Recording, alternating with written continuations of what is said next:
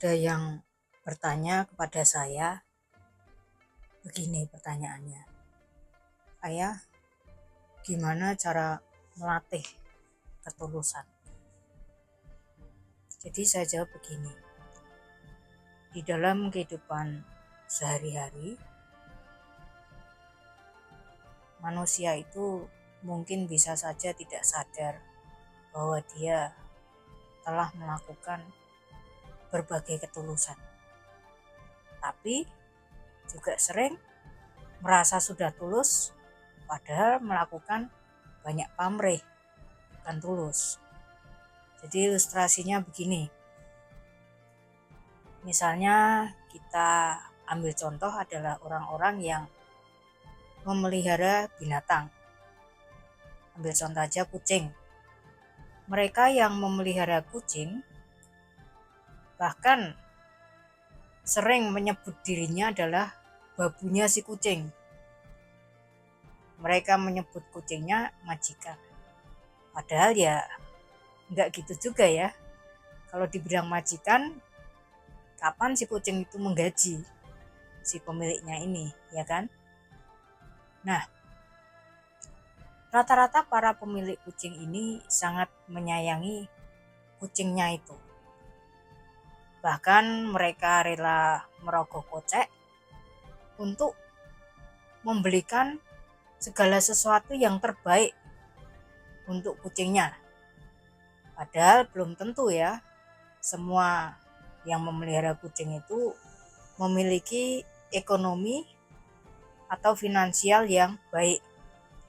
Tapi meskipun begitu, rata-rata dari mereka biasanya meskipun katakanlah ekonominya pas-pasan, kebutuhan hidupnya masih banyak, mereka ini tetap rela menyisihkan uangnya, bahkan rela berhemat demi kucingnya yang sangat disayangi ini.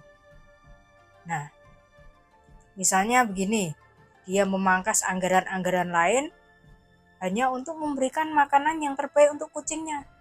Mungkin juga membelikan mainan-mainan kucing atau baju-baju kucing dan sebagainya. Nah, kalau kita lihat,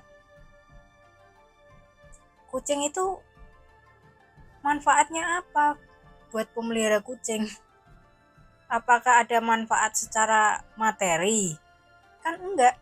Si kucing ini kan enggak bisa kasih duit Anda, tidak menghasilkan uang secara materi. Ya kecuali kucing-kucing yang selebgram itu ya. Tapi terlepas kucingnya juga bukan selebgram ya, para pemelihara kucing ini tetap menyayangi kucingnya. Meskipun si kucing ini ya seringkali mungkin kelihatan agak barbar. Jadi kadang sering ngambek ya kan, sering bikin rusuh ya kan. Bahkan seringkali bukan cuma gigit-gigit juga nyeker-nyeker. Si pemiliknya digigit-gigit, dicakar-cakar ya kan. Jadi rata-rata pemilik kucing ini biasanya ya entah tangannya atau kakinya nggak ada yang mulus. Tapi mereka rela. Bahkan waktu pulang kerja misalnya yang dicari kucingnya dulu. Ya kan? Mungkin yang sekolah pulang sekolah yang dicari kucingnya dulu. Ya kan? Apa yang diberikan kucing itu ke Anda? Anda, para pemelihara kucing ini merasa apa? Bahagia melihat kucingnya.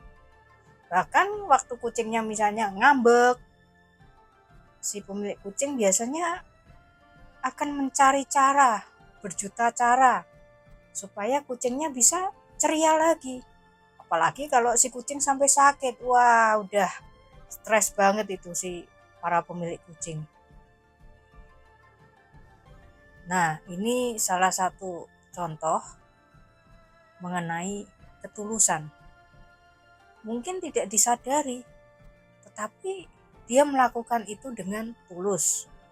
Tapi bukan berarti semua yang memelihara binatang, baik kucing, anjing, mungkin peliharaan-peliharaan lain, iguana, atau mungkin hamster dan sebagainya, ikan, bukan berarti semuanya itu tulus. ada orang-orang yang memelihara hewan memang untuk dipekerjakan, misalnya memelihara anjing dengan tujuan supaya menjaga rumahnya atau menjaga hewan ternaknya dan sebagainya. Nah, ini ilustrasi aja ya. Jadi contoh seperti yang memelihara kucing itu tadi adalah yang jenis-jenis yang tulus. Atau misalnya ada orang-orang yang memang pecinta binatang. Nah, para pecinta binatang ini seringkali mereka rela menyisihkan uang hanya untuk membawa makanan-makanan hewan, misalnya makanan kucing atau makanan anjing, dia ada stok kemana-mana dibawa, sehingga ketika pas nemu anjing liar atau kucing liar yang misalnya lagi kelaparan, biasanya langsung dikasih makan. Nah, ini salah satu bentuk ketulusan. Nah, sekarang saya mau cerita bentuk pamrih yang mungkin tidak disadari. Ya, ini kisah yang saya alami sendiri aja ya, supaya lebih gampang. Jadi mungkin banyak di antara umat-umat yang kadang mungkin merasa sudah tulus, sudah sepenuh hati, tetapi dia mungkin tidak sadar kalau dia ini sebenarnya pamrih. Contohnya gini, pernah suatu hari saya diundang oleh umat A ke rumahnya. Jadi biasanya kadang-kadang saya menerima undangan untuk sharing dhamma di rumah seseorang. Nah, biasanya orang tersebut itu mengundang kawan-kawan dekatnya atau grup dekatnya untuk sekalian hadir. Nah, di antara banyak yang hadir itu ada sebut saja umat B yang hadir. Ya, ini temannya si umat A. Nah, di sana pada waktu hampir bubar ya, si umat B ini berdana, menyerahkan dana ke saya. Lalu mengatakan begini ke saya, "Ayah, ini saya cuma bisa berdana sedikit karena ayah diundangnya di sini. Tapi kalau ayah memang mau saya undang dan mau datang ke rumah saya akan berdana yang banyak untuk ayah. Saya janji saya akan berdana banyak untuk ayah. Asal ayah mau datang ke rumah saya." Nah, waktu itu langsung saya jawab begini, "Terima kasih Bu atas undangannya, tapi mohon maaf saya tidak dapat menerima undangan itu. Mungkin lain waktu kalau memang ada jodoh, atau mungkin bisa ngundang yang lain saja." Saya langsung jawab gitu. Lah, kenapa saya kok nolak? Nah, berarti kan dia sebenarnya pamrih, ya kan? Saya mau berdana asal ayah datang. Nah, ini kan berarti perlu satu feedback dari saya. Dan bagi saya hal-hal seperti ini dananya pun ketika dia berdana pun sudah bukan satu bibit yang unggul. Karena sudah dinodai dengan rasa pamrih. Dengan syarat dan ketentuan yaitu ayah Sagara harus datang ke rumahnya. Ya kan? Masih butuh feedback. Sehingga ketulusan ini tentu kalau dibilang tulus ya nggak tulus. Nah, maka biasanya saya cepat atau lambat kalau bergaul dengan orang-orang yang seperti ini, saya akan menjauh cepat atau lambat, tinggal menunggu waktu. Atau misalnya begini, ada umat, ini cerita lagi ya, umat ini umat lain lagi, dia sangat rajin berdana dengan saya dan merasa sudah cukup dekat dengan saya. Semestinya loh ya, kalau orang itu dekat, harusnya bisa paham, oh ayah ini dia memang perlu waktu untuk menyepi misalnya, atau untuk waktu untuk berlatih yang tidak diganggu. Itu harusnya ada pengertian. Tetapi yang terjadi kebanyakan adalah apa? Rata-rata adalah ketika orang semakin rajin dia berdana, dia merasa semakin punya hak untuk diberi waktu oleh saya, merasa punya privilege kurang lebih gitu. Jadi suatu hari saya ini masih nyepi. Waktu itu saya nyepi di daerah Cilacap ya. Biasanya saya kalau nyepi itu kan berhari-hari ya, minimal seminggu hanya untuk nyepi. Nah, kalau pas nyepi, HP biasa saya matikan, saya nggak nyalakan. Saya nyalakan, saya on kalau saya perlu menghubungi seseorang. Jadi saya waktu itu sudah nyepi berapa hari saya lupa, 3 hari sepertinya. Tiba-tiba di tempat penyepian saya, itu saya merasa seharusnya waktu itu saya harusnya bermeditasi, tetapi entah kenapa saya tuh melihat gambaran handphone saya terus.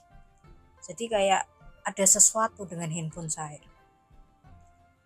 Akhirnya ya saya nggak jadi meditasi. Kenapa saya kok melihat handphone saya terus?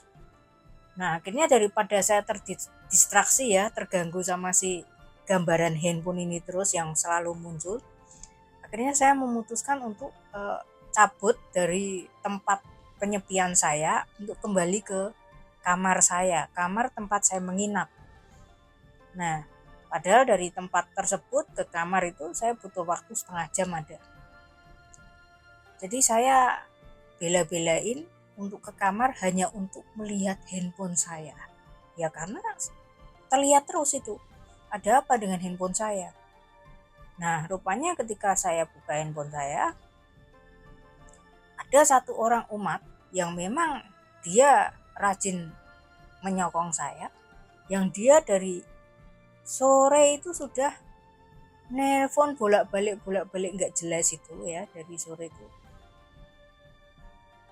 Sampai begitu saya buka, baru saya itu buka sebentar ya, saya baru lihat ini apa namanya, kontaknya kok banyak sekali dari dia. Tiba-tiba telepon dia tuh masuk. Nah, saking seringnya berarti kan. Lalu dia cerita ke saya bahwa suaminya ditangkap polisi katanya, sama pegawai-pegawainya. Mana pegawai-pegawainya ini masih di bawah umur pula. Dan polisi konon menurut si umat ini minta tebusan sekitar 1 M hanya untuk membebaskan si umat ini dengan seluruh pegawainya, kalau enggak nanti mau dikasuskan secara hukum. Nah, itu saya waktu membuka handphone saya itu sekitar jam 12 malam lebih. Anda bayangkan jam 12 malam lebih.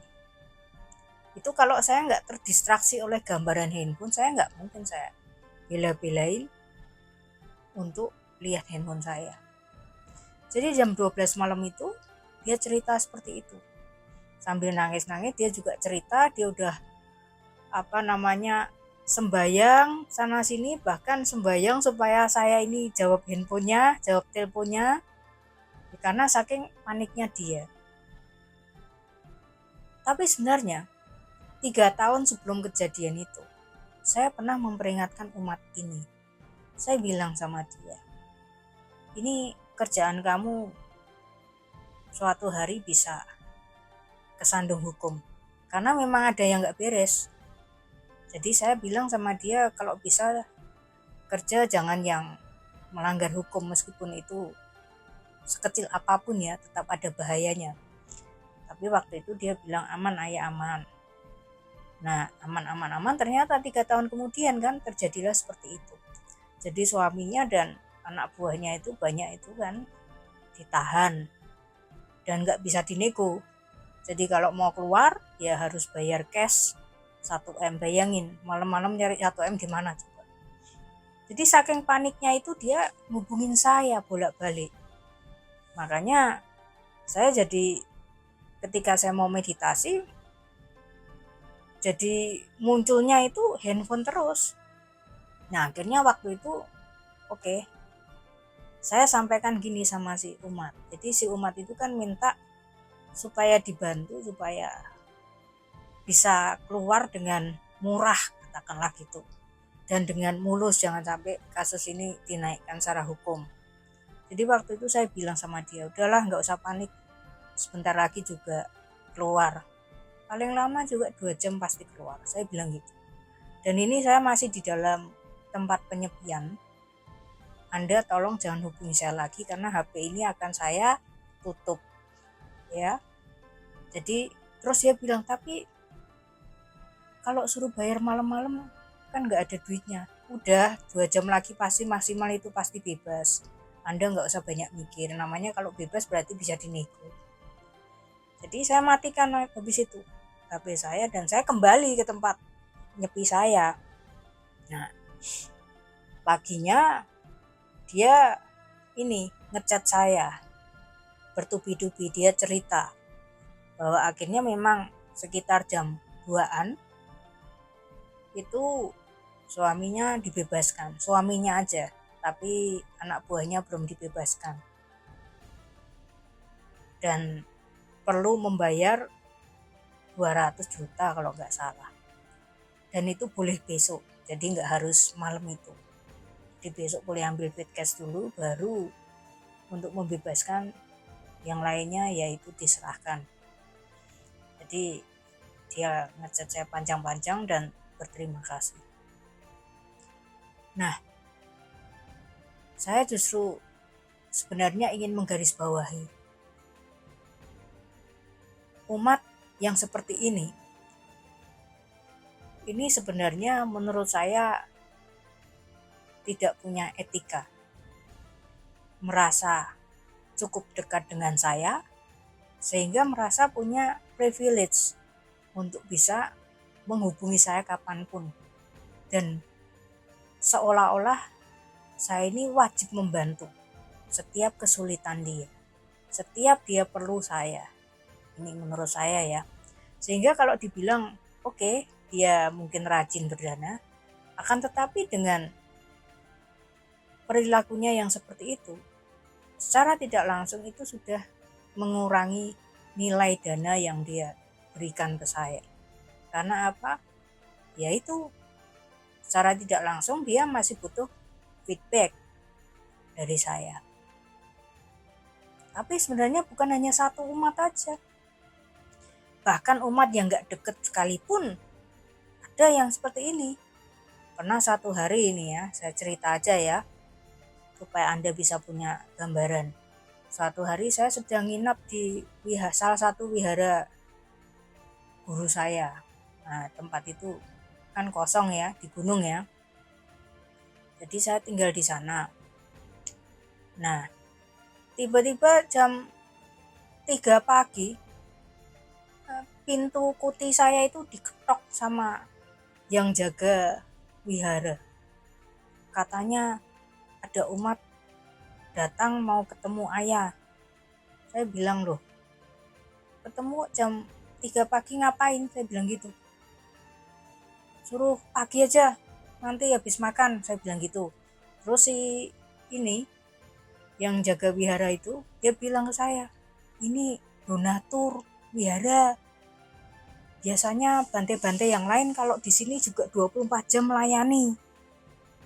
Terus saya bilang sama si ini, mbaknya yang ini kan, yang jaga wihara itu, saya bilang, Mbak, bilang sama dia, kalau mau nunggu saya setelah jam makan pagi. Kalau nggak mau suruh pulang. Saya nggak ada waktu untuk ngurusin dia jam 3 pagi gini. Terserah dia. Mau dia donatur wihara atau bukan urusan saya. Saya bilang gitu. Jadi akhirnya disampaikan. Dan akhirnya rupanya umatnya nunggu juga sampai pagi. Setelah selesai saya centeng, saya makan pagi, barulah dia saya temuin. Nah, ini bentuk-bentuk arogansi ya, dan tidak punya etika. Mentang-mentang donatur besar di wihara itu, sehingga merasa waktunya si para biku atau bikuninya ini yang tinggal di wihara itu adalah miliknya selama 24 jam. Harus standby untuk melayani, kurang lebih kan gitu ya. Nah, yang kayak gini-gini ketika sorry to say ya, berdana, ya tentu kualitas dananya jangan harap ini bibit unggul. Dan ini bukan 1-2 kasus, sering saya menemukan yang seperti ini. Jadi sangat disayangkan ketika Anda rajin berdana, tapi ternyata dananya itu tidak berkualitas. Sekalipun ditanam di ladang yang subur, hasilnya juga nggak mungkin berkualitas. Kan begitu kira-kira, kalau bibitnya aja udah cacat, udah rusak, kan nggak mungkin hasilnya jadi berkualitas. Dan ini sering sekali. Maka sangat wajar kalau sekarang ya, saya memutuskan untuk menyepi. Saya tidak ingin terganggu oleh mereka-mereka yang datang hanya untuk membawa masalah ke saya. Sementara saya sendiri kan butuh untuk melatih diri, bukan hanya butuh untuk ngurusin urusan orang. Dan sayangnya rata-rata orang-orang yang seperti ini, biasanya mereka itu orang-orang yang gak paham batasan. Nah ini, maka hari ini ketika banyak itu kan yang tanya ke admin YouTube saya itu, nyari ayah gimana, ayah gak gampang dicari. Memang saya harus akui, orang-orang yang bisa menghubungi saya adalah orang-orang yang gak bermasalah, yang gak berani mengganggu saya. Itu yang saya senang. Bukan orang-orang yang 24 jam bermasalah harus nemuin saya. Itu saya justru merasa gak aman dan gak nyaman. Maka ya wajar kalau saya membatasi diri. Siapa yang bisa dekat dengan saya, siapa yang bisa mengakses saya, tentu saya pilih-pilih. Nah, jadi kembali ke tadi, ketulusan. Misalnya satu contoh lagi, ketika Anda misalnya ikut berdana untuk membantu membuat sumur mungkin ya. Sumurnya mungkin di desa yang antah berantah yang Anda sendiri nggak mungkin ke sana. Kan demi kebaikan warga desa atau masyarakat di sana. Nah, ketika Anda berdana untuk sumur, ya kan, Anda kan juga tidak tahu apakah dana itu benar-benar tersalur atau tidak, apakah itu benar-benar bermanfaat atau enggak. Bahkan Anda nggak ada komunikasi kan sama warga di sana. Berarti kan nggak ada feedback ya dari warga di sana. Tetapi ketika Anda melakukannya dengan senang hati, ya kan, Anda nggak mikir dan Anda merasa nggak butuh feedback, ya udah berdana ya berdana aja kan gitu. Nah ini juga kategori tulus. Maka kalau Anda mau melakukan sesuatu yang tulus, ya kan, bahkan saya katakan tadi, Anda berdana kepada anjing dan kucing saja, ketika Anda melakukan dengan tulus dan senang hati, itu jauh lebih berguna daripada Anda datang berdana kepada anggota sangga tetapi Anda masih pamrih. Itu ya Anda bisa kira-kira kenapa banyak orang yang berdana kok nggak berbuah-buah walaupun sudah ke anggota sangga. Jangan pertanyakan kepada kami, tanyalah kepada kualitas bibit yang Anda tanam itu. Nah, jadi biasakanlah ketika Anda melakukan kebaikan apapun, dengan siapapun, dengan makhluk apapun, jangan pamrih. Termasuk kepada para dewa. Para dewa ya, misalnya Anda punya sembayangan di rumah, Anda sembahyang mungkin entah sembayangannya Kuan Im lah, Kuan Kong lah, atau mungkin sembayang ini ya, sembayang Datuk atau apalah itu kan. Jangan kemudian Anda mentang-mentang Anda kasih sesaji, Anda minta ke dewanya, tolong ya, ini rumahku dijaga bla bla bla bla, itu sebenarnya pamrih juga. Ya belum tentu juga dijaga kan. Bahkan Anda sendiri sebenarnya kan juga nggak tahu itu sembayangan Anda benar-benar ada dewanya atau enggak, ada makhluknya atau enggak. Tapi ketika Anda sudah pamrih duluan dan ternyata misalnya Anda mengharapkan rumah Anda dijaga, tiba-tiba kebobolan maling misalnya, atau terjadi musibah di rumah, lalu Anda marah sama dewa itu, Anda marah sama sembayangan itu, Anda emosi, lalu nggak mau sembayang lagi, kan nggak ada gunanya sembayang gitu kan. Nah ini udah pamrih, jadi percuma kalau Anda melakukan segala sesuatu itu dengan pamrih. Mungkin itu aja gambarannya, mungkin bisa dipahami ya. Jadi kalau mau melakukan sesuatu yang tulus, ya lakukanlah tanpa mengharapkan feedback atau tanpa ekspektasi apapun dari kebaikan yang Anda lakukan. Semoga ini bermanfaat. Semoga dari hari ke hari Anda pun bisa semakin tulus dan menjadi orang yang benar-benar mampu melepas